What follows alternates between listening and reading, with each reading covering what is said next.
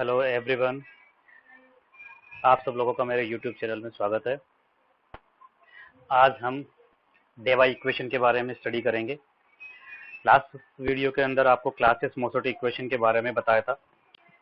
तो classes मोसोट equation देखिए क्या जानकारी देती है हमें। इंड्यूस डाइपोल के बारे में इंड्यूस पोलराइजेशन के बारे में जानकारी देती है। इंड्यूस पोलराइजेशन और ध्रुवणता के बीच में क्या रिलेशन होता है, उस तरह से जानकारी देती है। केवल इंड्यूस के बारे में जानकारी देती है, क्योंकि अगर आपको याद हो तो कल जो लास्ट वीडियो रिलीज किया था उसके अंदर क्लासेस मोसोटी में मैंने बताया था वो केवल नॉन पोलर मॉलिक्यूल्स के लिए होती है।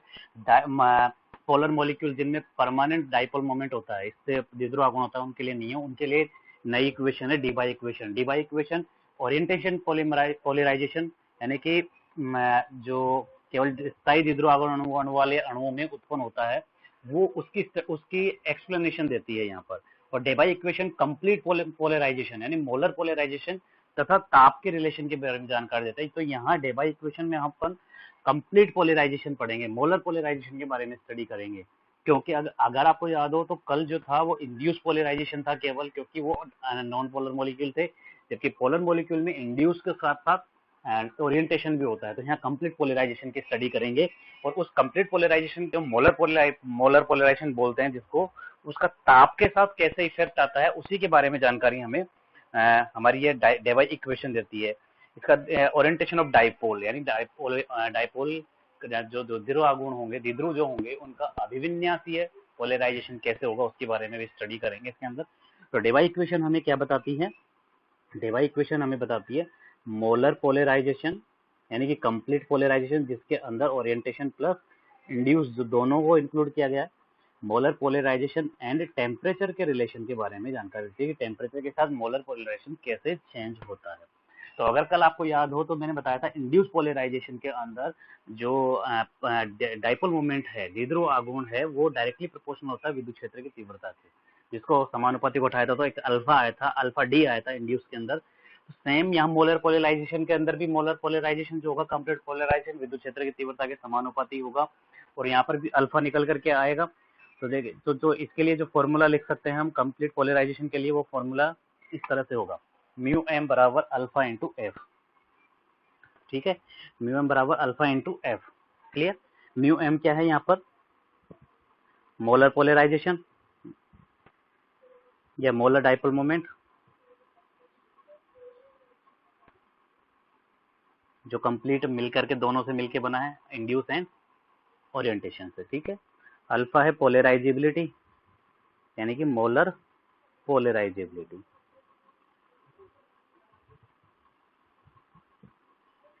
क्लियर? ठीक है, तो ये तो कंप्लीट पोलराइजेशन की बात हो गई।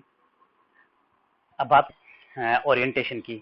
अगर कोई स्थायी द्विध्रुव आघूर्ण है, अगर कहीं पर स्थायी द्विध्रुव आघूर्ण है, तो कल आपको बताया था मैंने, उसकी जब उसको विद्युत क्षेत्र के अंदर रखा जाता है तो उसकी थर्मल एंड वाइब्रेशन की वजह से वो अपने आप को ओरिएंटेड करने की कोशिश करता है, जिस वजह से उसमें ओरिएंटेशन पोलराइजेशन डेवलप हो जाता है।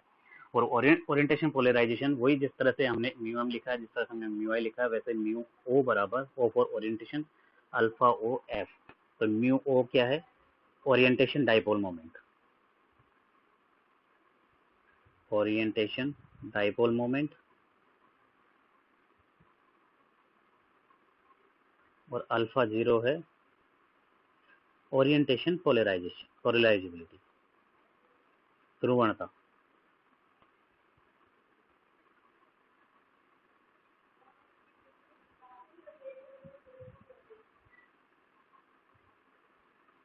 ठीक है, तो ये म्यू जीरो हो गया orientation polarisation.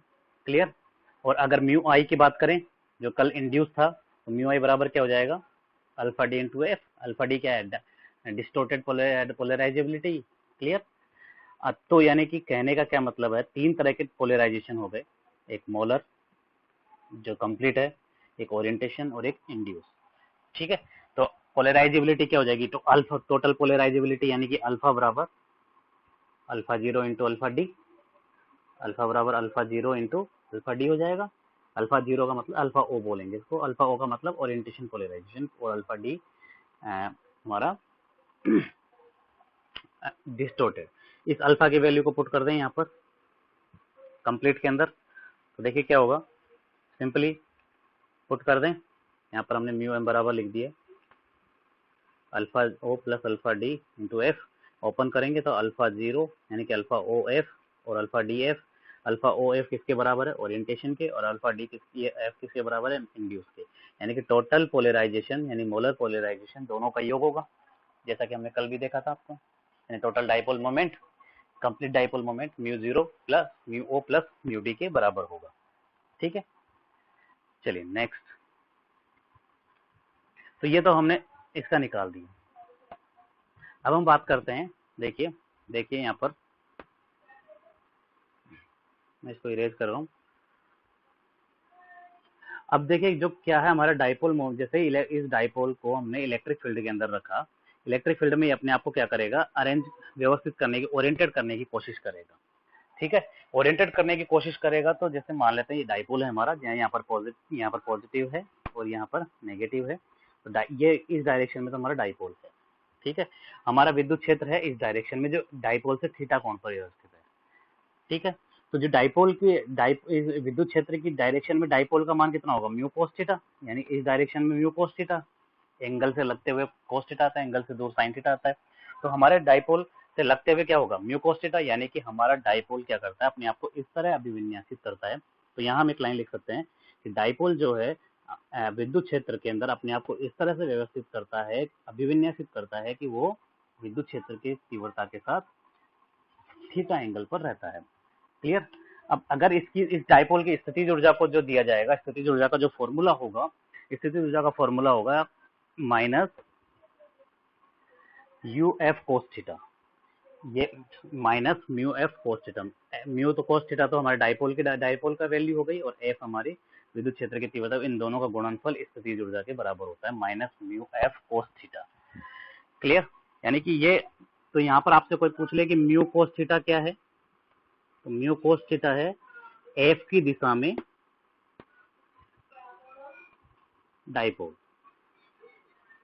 Dipole moment. Clear. और एफ क्या है, विद्युत क्षेत्र की तीव्रता। क्लियर। अब बोल्ट्जमान का नियम क्या कहता है, यहां से देखिए, यहां मैं लिख रहा हूं, जो आप भी लिखते जाएं, बोल्ट्जमान के वितरण नियम से,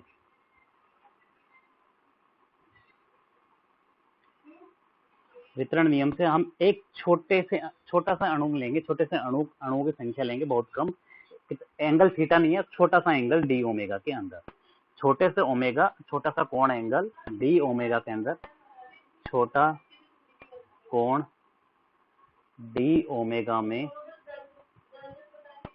अणुओं की संख्या डी एन बराबर, ये बोल्ट्जमान के अनुसार फॉर्मूला है, ए ई की घात माइनस यू अपॉन के टी इंटू डी ओमेगा।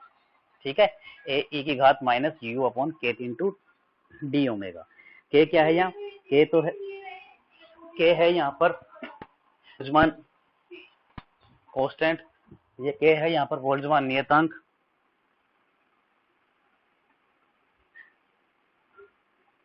ठीक है,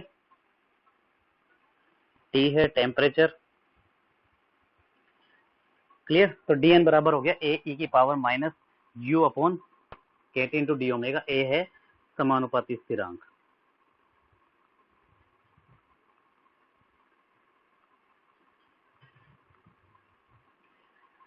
ठीक है, तो डी यू की, तो यहाँ पे हम यू की वैल्यू पुट कर रहे हैं इसके अंदर।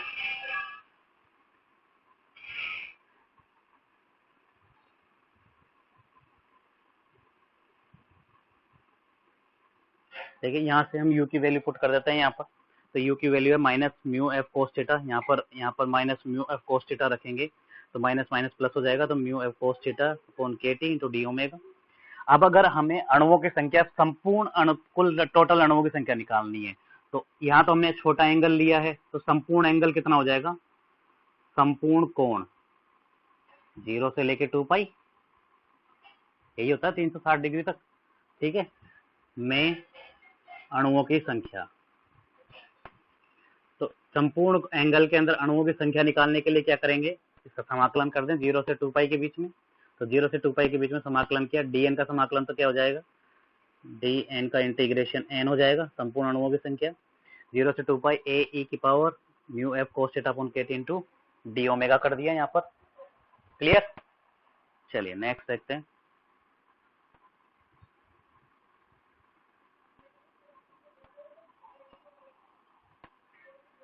इसको इरेज कर देता हूं मैं यहाँ से।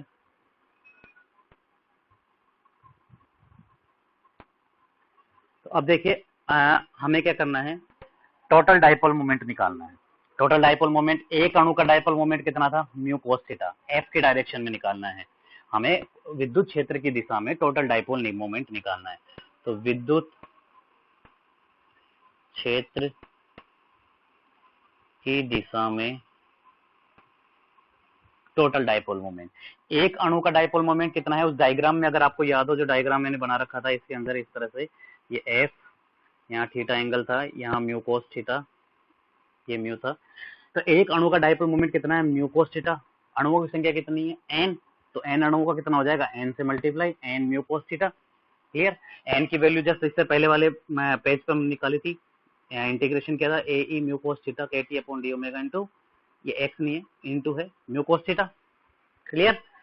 ठीक है, तो ये हो गया हमारे पास टोटल डाइपोल मोमेंट। अब हमें औसत डाइपोल मोमेंट निकालना है, एवरेज डाइपोल मोमेंट। तो एवरेज डाइपोल मोमेंट क्या होगा, टोटल डाइपोल मोमेंट में कुल अणुओं की संख्या का भाग लगा दें। एवरेज डाइपोल मोमेंट के अंदर, तो एवरेज डाइपोल मोमेंट जो हमें निकालना है यहाँ पर, औसत डाइपोल मोमेंट, उसमें टोटल अणुओं की संख्या में, सॉरी टोटल डाइपोल मोमेंट में टोटल अणुओं की संख्या का भाग लगा दें। तो टोटल डाइपोल मोमेंट तो हमारे पास ये दे रखा है, ये वाला, और अणुओं की संख्या इससे जस्ट पहले वाले, यानी कि ये केवल ये वाली अणुओं की संख्या थी हमारे पास, तो ये वाले यहाँ पर रख दिया हमने। क्लियर?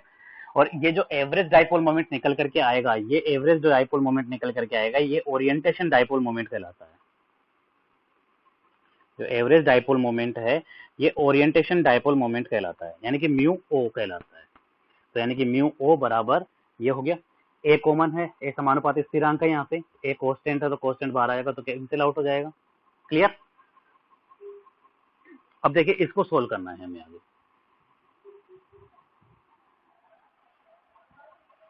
देखिए अब यहाँ से जो है म्यू है, ये म्यू बाहर आ जाएगा।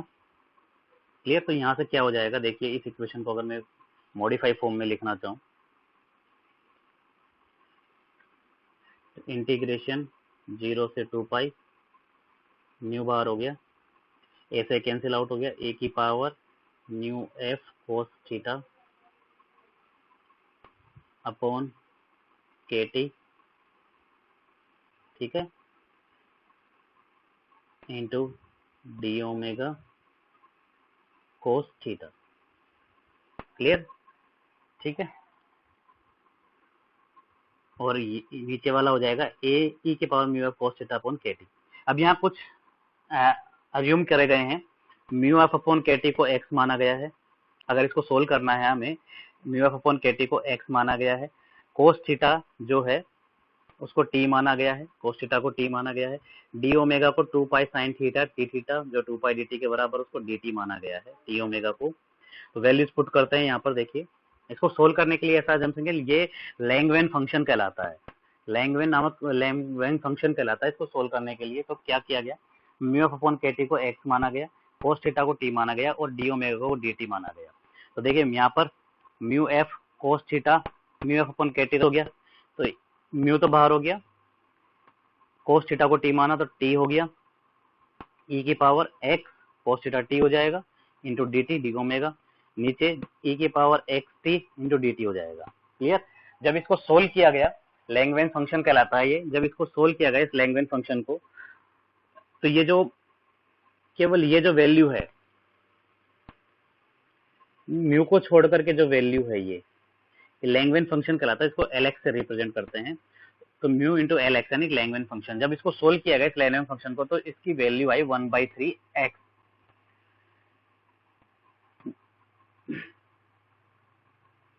जब इसको सोल्व किया गया लैंगवेन फंक्शन को, तो इसकी वैल्यू आई 1/3 एक्स। ठीक है, जो लैंगवेन फंक्शन एल एक्स जो है, इसको जब सोल्व किया गया, तो एल एक्स की जो वैल्यू आई 1/3 एक्स आई निकल। ठीक है, इसकी वैल्यू पुट कर दें वहां पर, तो म्यू ओ बराबर म्यू इंटू 1/3 एक्स हो जाएगा। एक्स की वैल्यू कितनी है, एक्स बराबर हमने रखा था mu mu F upon x बराबर हमने रखा था म्यू एफ अपॉन के टी। क्लियर। तो म्यू अपॉन के टी पुट करेंगे तो म्यू इंटू म्यू यहाँ पर रखेंगे तो mu into mu F upon के टी। क्लियर। तो म्यू स्क्वायर एफ अपॉन 3 के टी हो जाएगा। सी ऐसे कैसे। क्लियर। तो ये हो गया म्यू स्क्वायर अपॉन एफ बटे 3 के टी। म्यू ओ बराबर कितना होता है अल्फा 0 अल्फा ओ एफ, जैसे हमने थोड़ी देर पहले निकाला था अल्फा ओ एफ, एफ से एफ कैंसिल, तो अल्फा ओ बराबर कितना आ गया म्यू स्क्वायर अपॉन 3 के टी। ठीक है। तो यहाँ तक ये तो ओरिएंटेशन पोलराइजेबिलिटी निकाल ली हमने अल्फा ओ बराबर म्यू स्क्वायर अपॉन 3 के टी। अब इसके बाद हम जो हमने कल डेरिवेशन किया था एक क्लासियस मोसोटी इक्वेशन के अंतर्गत, क्लासियस मोसोटी इक्वेशन में हमारा जो फॉर्मूला आया था वो आया था पी आई बराबर पी एम बराबर एफ साइन एल माइनस बटे 2 plus F sine L into V M बराबर 4/3 pi N L alpha D. Clear. Alpha बराबर क्या होता है कंप्लीट पोलराइजेबिलिटी अल्फा ओ plus alpha D. Alpha O का वैल्यू पुट कर दें यहाँ पर,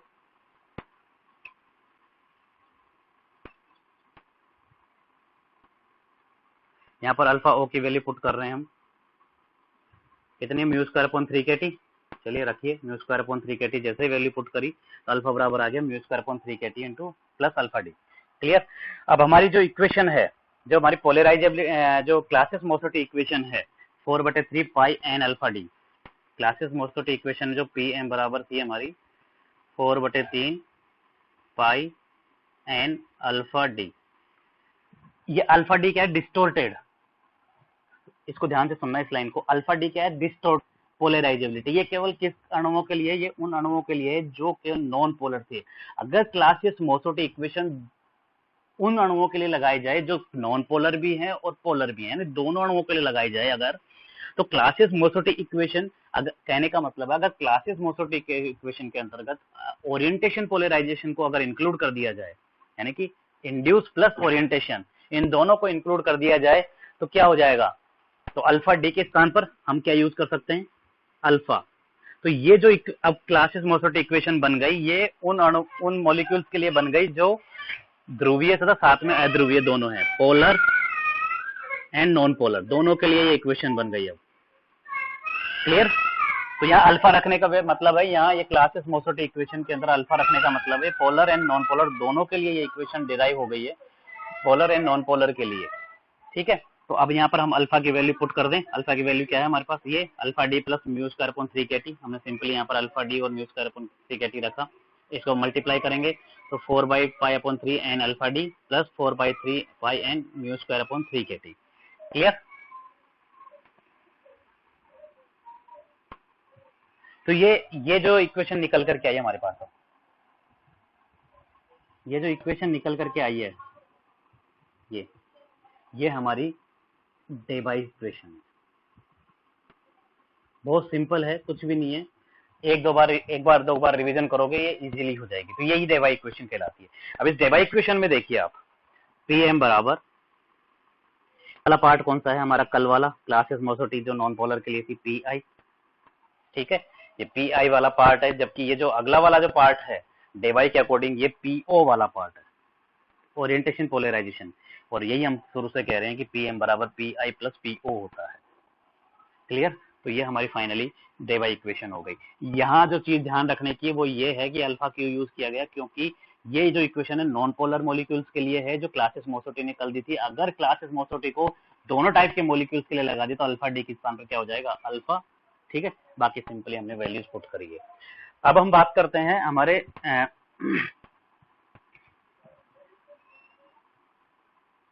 अब हम बात करते हैं हमारी जो क्लासियस मोसोटी इक्वेशन निकल करके आई है, इस इक्वेशन की अगर हम बात करें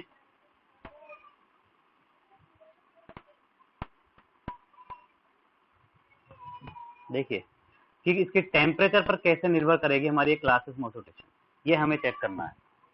ठीक है, तो हमारी क्लासियस मोसोटी इक्वेशन क्या है, मैं लिख रहा हूं यहाँ पर पी एम बराबर 4/3 pi N alpha D plus 4/3 pi N mu square upon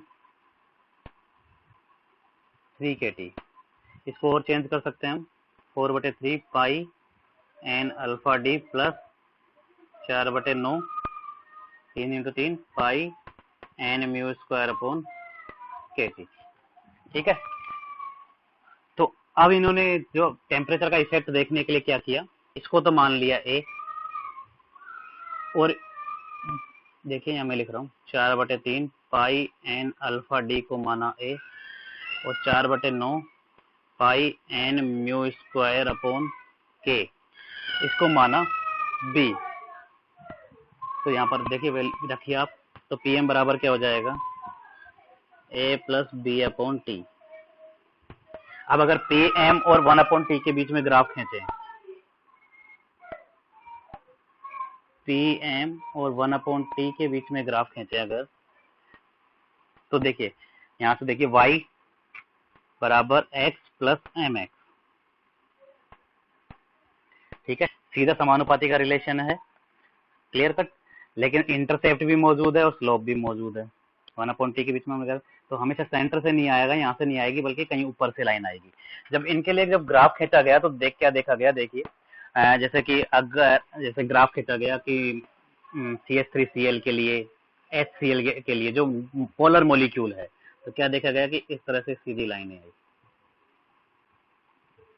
clear, इस तरह से सीधी लाइनें आई, जैसे CH3Cl के लिए हो गया, HCl के लिए हो गया, एकदम सीधी लाइन आई। क्या कहने का मतलब क्या है, जैसे जैसे इसका मतलब है यदि टेम्परेचर बढ़ाते हैं तो पीएम के मान में कमी होती है। जैसे जैसे टेम्परेचर बढ़ाते हैं पीएम के मान में कमी होती है। अब पीएम के मान में कमी होती है तो इसका मतलब क्या है, ओरिएंटेशन पोलराइजेशन का मान घटता है। इसका मतलब क्या है, पीएम घट रहा है, इसका मतलब क्या है, पीआई में कोई चेंज नहीं है, क्योंकि पीआई कहीं पर भी टेम्परेचर पर डिपेंड नहीं कर रहा है, लेकिन पीओ टेम्परेचर पर डिपेंड करता है। तो अल्टीमेटली कमी किस में होगी, पीओ में। यानी कि CCl4 मॉलिक्यूल के लिए जब ये ग्राफ खींचा गया CCl4 के लिए, तो वो इस तरह से स्ट्रेट लाइन आई। CCl4 कैसा होता है, नॉन पोलर, और नॉन पोलर में कौन सी होती है, पीआई इंड्यूस, और इंड्यूस के अंदर कहीं टेम्परेचर पर डिपेंड नहीं करती है, तो इसलिए उसकी स्ट्रेट लाइन है। तो ये एक्सप्लेनेशन एकदम करेक्ट हो गया कि हाँ, नॉन पोलर के लिए क्लासियस-मोसर्ट इक्वेशन है, जो टेम्परेचर पर पीआई का मान कहीं चेंज नहीं होता है। तो टेम्परेचर पर किसका मान चेंज होता है, केवल पीओ का मान चेंज होता है, जो हम स्टार्टिंग से कह रहे हैं। हाँ, थर्मल गति और वाइब्रेशन की वजह से वो ओरिएंटेड होने की कोशिश करता है और ओरिएंटेशन पोलराइजेशन डेवलप होता है। और यही देवाई समझाने की कोशिश कर रहा है कि जो पीएम के मान में जो कमी आ रही है, यहाँ अल्टीमेटली जो टेम्परेचर बढ़ा, तो टेम्परेचर बढ़ने पर जो पीएम के मान में कमी आ रही है, पीएम बराबर क्या होता है, pi plus PO. Pi depend नहीं करता टेम्परेचर पर, तो इसके मान में कमी नहीं आएगी। अल्टीमेटली कमी किसके मान में है, ओरिएंटेशन के मान में है। यानी कि टेम्परेचर के साथ ओरिएंटेशन चेंज होता है, इसी वजह से ओरिएंटेशन पोलराइजेशन डेवलप होता है, इसी वजह से डेबाई इक्वेशन पिक्चर के अंदर आई। तो ये कंप्लीट डेरिवेशन डेबाई ने दिया, ठीक है। तो यहाँ से ये डेबाई इक्वेशन समझाती है पूरी तरह कैसे टेम्परेचर के साथ पोलराइजेशन चेंज होता है। तो यह कंप्लीट डेरिवेशन है, उम्मीद करता हूँ समझ में आएगा। एक बार नहीं, 2 बार नहीं, 3 बार देखिए इसको, बहुत ईजी है। मैं केवल एक ही बात कहना चाहूंगा आप लोगों को कि आप लिखने की प्रैक्टिस करिए। जैसे जैसे बताया जाए वैसे वैसे लिख लो, फिर उसको अपने कॉपी को बार बार देखो, इजी हो जाएगा। जब तक अगर वीडियो को ऐसे देखोगे केवल तो कुछ नहीं समझ में आएगा, लेकिन अगर लिखोगे साथ में तो इजी हो जाएगा, ठीक है। तो अगर कोई दिक्कत है, कुछ समझ में नहीं आ रहा तो आप कमेंट करिए,